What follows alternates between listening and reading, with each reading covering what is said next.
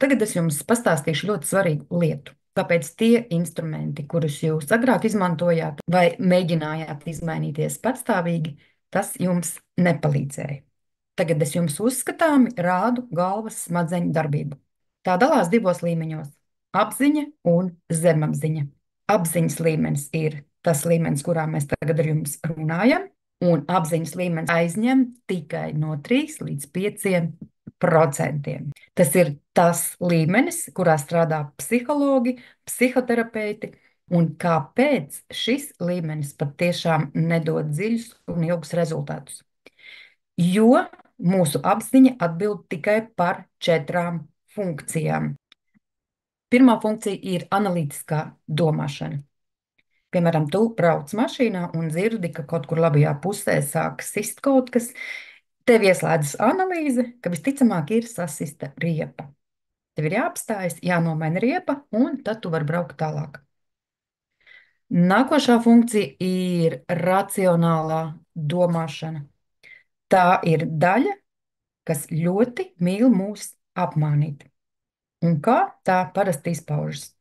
Piemēram, jums vakarā parādījās kaut kāda emocija, kaut kādas skumjas, un viss vieglākais, ko atrada smadzenes, tas ir apmierināt to ar ēdienu. Un, kad jūs apēdat kaut ko saldu, kaut ko treknu, jums ieslēdzas racionālā daļa, kas sāk attaisnot un teikt, ka es patiešām gribēju sevi palutināt. Jo tā neskatās dziļumā, neskatās to, kā tas patiesībā notika. Nākošā funkcija - tas ir gribas spēks. Gribas spēks ir tas, kas ļauj mums izdarīt pirmo grūdienu mērķa sasniegšanā. Pieņemsim tāds viegls piemērs, kā aizvest bērnu uz bērnu dārzu vai laikā aiziet uz darbu. Ceturtā funkcija - tā ir pagaidu atmiņa. Piemēram, atcerēties draugu vārdus vai atcerēties tekstu, kurš jums būs vajadzīgs kādam īsam laika sprīdim. Bet mūsu zemapziņa aizņem 97%. Un kas te ir tāds īpašs, jūs jautāsiet? Patiesībā te stāv pats galvenais. Tā ir pastāvīga atmiņa, kā hard drive komputeram. Un te bez atmiņām ir jūtas, emocijas, smaržas no dzimšanas momenta līdz dotajai sekundei. Absolūti viss ir iekšā jūsu zemapziņā. Tāpat laiks, kas ir pavadīts, kad jūs esat atradušies dzemdē, kad vēseli savienojās ar ķermeni, tas ir apaugļošanās momentā. Tāpat ieslēdzas atmiņa, kas fiksē visas izmaiņas, visus momentus, kuri notiek jūsu dzīvē. Piemēram, ļoti biežas situācijas, kad mamma gribēja taisīt abortu vai tēvs. Šajā momentā, kad bērns to jūt, viņš saprot, ka pasaule ir bīstama, mani var nogalināt. Un kā blakus darbība var parādīties pastāvīga steiga, kā burtiski nāve stāv aiz muguras, un cilvēks kaut kur patstāvīgi skrien un steidzas. Jūt, ka neuzspēj. Tas ir tāds uzskatāms piemērs. Vai gribēja meitenīti, vai gribēja meitenes vietā puisīti, vai puisīšu vietā meitenīti, un kā piemērs sievietes atsakās no savas sievišķības. Un kāpēc jūs neatceraties šos notikumus? Jo jūsu zemapziņa uzliek aizsardzību, lai patstāvīgi jūs nevarētu tur tikt. Jo jums tur bija sāpīgi, fiziski sāpīgi. Pat ne tik svarīgi, kāds tur bija notikums, pats galvenais, ko jūs izjutāt šajā momentā, kādu emociju. Un parunāsim par funkcionalitāti. Piemēram, mūsu apziņa vienas sekundes laikā apstrādā 6 operācijas. Un kas tās ir par operācijām? Es redzu, es jūtu to, ko es varu izsekot apzināti. Bet zemapziņas līmenī tas apstrādājas vienas sekundes laikā apmēram 6 miljardi operācijas. Un kas te ir par operācijām? Šūnu dalīšanās, matu augšana, orgānu darbība. Viss, ko jebkad mēs esam iemācījušies darīt automātiski, viss ir mūsu zemapziņas dziļumā un paliek tur uz visiem laikiem. Bet Ievērojiet, te ir tāda interesanta sarkana līnija. Līnija, kura atdala apziņu no zemapziņas. Kas tā tāda ir? Tas ir kritiskais faktors. Vienkāršāk sakot, filtrs, kas filtrē absolūti visu informāciju, kura ieiet jūsu apziņā. Un kā tas strādā? Pirms mēs sāksim apskatīt, kā tas strādā, es gribu pievērst jūsu uzmanību uz ļoti svarīgu faktu, ka līdz 5 gadiem šis kritiskais faktors neeksistē. Tas ir tikai formēšanās stadijā.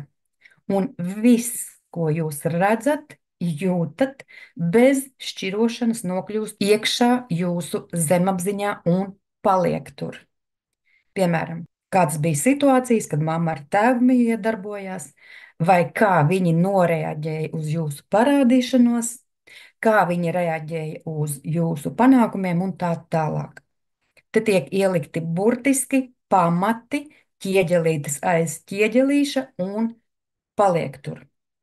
Un, piemēram, kad 5 gados noformēs šis kritiskais faktors, kas notiek tālāk? Paņemsim tādu vienkārši bieži izplatītu piemēru. Līdz 5 gadiem jūs dzirdējāt kaut kādu pārliecību, kas runāja par to, ka lielu naudu godīgā ceļā nopelnīt ir nereāli. Ka liela nauda ir tikai krāpniekiem, kuri to ir nopelnījuši negodīgā ceļā, bet, pareizāk sakot, nozaguši, un jūs izaugāt ar tādu uzstādījumu. Te viņš jums stāv. Un jūs nolēmāt iziet kaut kādus kursus, kaut kādus jaunus treniņus, piemēram, gribat sākt kādu biznesu, un dotā informācija ir attēlot zeltainā aplīša veidā. Tā potenciāli var jūs izvest uz jaunu ienākumu līmeni. Un kas notiek tālāk? Tā aiziet līdz apziņas līmenim un paliek kritiskā faktora līmenī. Un, lai vienkāršāk būtu saprast, iedomājieties, ka jūsu zemapziņa ir kā cietoksnis. Tā apkārt šis filtrs ir kā siena, un te stāv sargi, kur jūs nelaižat tālāk. Un kas notiek tālāk, kad informācija stāv pie šīs vietas? Sargi, bet tās ir neironu saites, skrien pie sava valdnieka un saka, mēs varam kļūt bagāti, mēs varam kļūt laimīgi, mēs varam pelnīt 200, 300, 500 tūkstoši un miljonu. Bet šī programma valdnieks saka, nē, ja mēs pelnīsim tādu naudu, vispirms no mums visi atteiksies.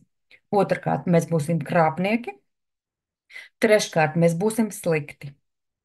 Un visa šī informācija automātiski iet kā negatīva, ka tā neatnesīs labumu. Un šie sargi, viņi atgrūž šo informāciju. Iespējams, jūs esat ievērojuši dažreiz, kad jūs klausāties kaut kādu informāciju, ka tā lido it kā caur ausīm, kas saka, pa vienu ausi iekšā, pa otru ārā. Un tas kā reiz runā par to, ka iekšā ir kaut kāda programma, uzstādījums, kas nedod jums saprast šo informāciju. Mēs izmainām pirmo galveno notikumu, tā negatīvo notikumu piltuve, kuri bija kā apstiprinošs fakts, ka tas patiešām tā ir, tā anulējas.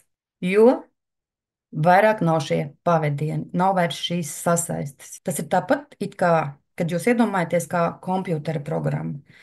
Tā ir mape ar pašu programmu, un tai ir saīsnis. Un kad mēs mapi ar programmām nodzēšam, lai cik mēs spiestu šīs podziņas, programma neatvērsies. Un te notiek precīzi tas pats. Un kad mēs atgriežamies atpakaļ, kad mēs atrisinām doto situāciju, vairāk tie notikumi, kuri jums agrāk izraisīja negatīvas jūtas, tie tiek izvesti neitrālā stāvoklī. Tie vairs neizraisa tās emocijas, kuras jums bija agrāk.